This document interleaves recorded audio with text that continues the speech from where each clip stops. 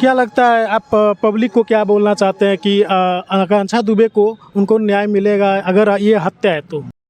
अभी मैं खड़ा हूँ सिविल कोर्ट बनारस के बाहर और 3:30 बजे करीबन आएंगे यहाँ पे समर सिंह, जो कोर्ट में पेशी होने वाला है।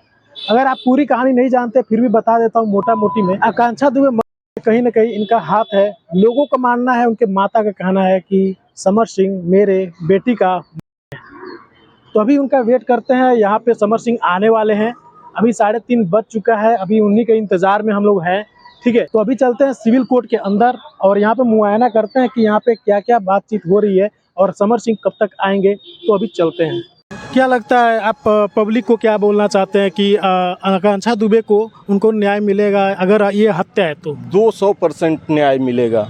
हमेशा भगवान के घर में देर होती है, अंधेर नहीं होती। अगर उसने ऐसा कृत्य किया है तो उसको सज़ा मिलेगी और आकांक्षा दुबे को न्याय जरूर मिलेगा। ये है आकांक्षा दुबे के वकील जी। आज हम उपस्थित हैं बनारस के कोर्ट में और यहाँ पे समर सिंह का पेशी होने वाला है 3 बजे। और कब ये पेशी होने वाले हैं समर सिंह? बताइए, रिमांड कब आएगा बताइए। 3 बजे के लगभग रिमांड पेश होगा। सर आपका नाम क्या है? अशोक यादव मेरा नाम है।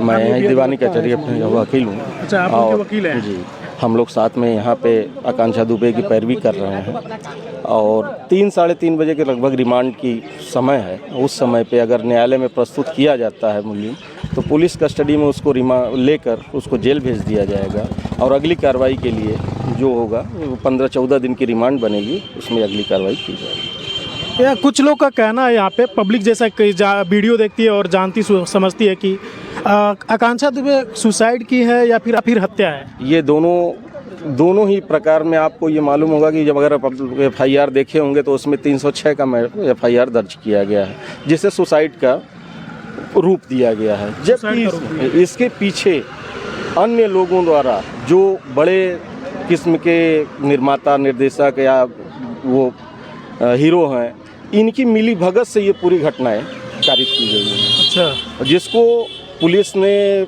उनकी मां के एप्लीकेशन को पूरी तरीके से न लिखते हुए अपने मन से उसको FIR दर्ज कर ली है और उसमें 302 की जगह 306 का एलिगेशन लगाई।